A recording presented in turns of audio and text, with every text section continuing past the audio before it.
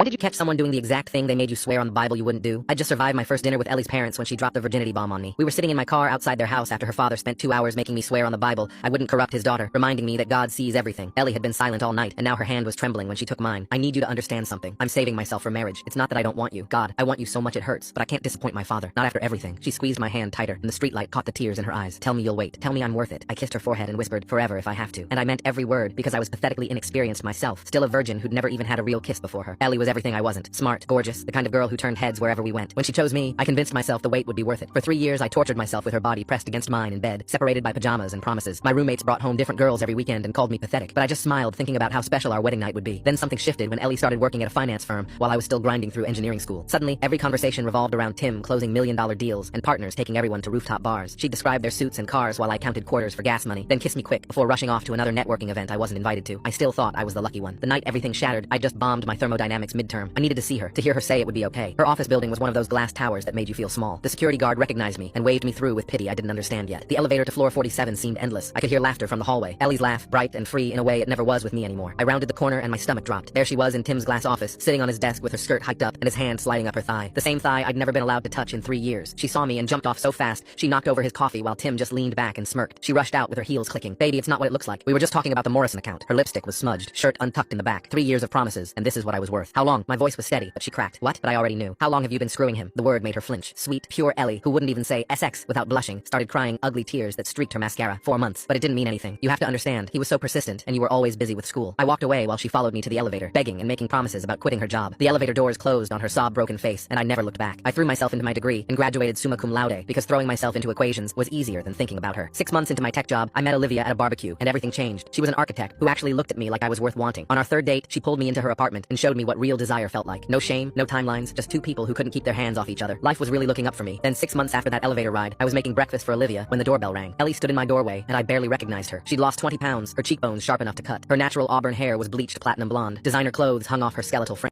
Please, I need 5 minutes. Tim was using me. Her voice broke completely as she stood shivering in my doorway. She immediately started rambling about overhearing him at a bar last week, laughing with his buddies about the new graduates arriving. The way they talked about those girls made her sick. Next day, he dumped her by text. That's when I realized I was just a challenge to him, just another stupid girl who fell for it. I told her I was sorry that happened to her, and I was. Nobody deserved that, but she wasn't done. She started making desperate promises about being anything I wanted her to be. Traditional housewife, career woman, going to therapy, apologizing every day for the rest of her life. Between sobs, she mentioned she'd moved in with Tim, and now he'd kicked her out, and her father wouldn't take her back because she'd been living in sin, so she had nowhere to go. You're the only person who ever actually loved me, and I destroyed it for nothing. That's when Olivia appeared behind me wearing nothing but my t-shirt that fit her like a dress. She wrapped her arms around my waist, and Ellie's face crumbled. I put my arm around Olivia and pulled her close. This is exactly what it looks like. We're not just talking about the Morrison account. I closed the door on her sobbing face and went back to making breakfast. Funny how good her tears looked when she was the one hurting for once.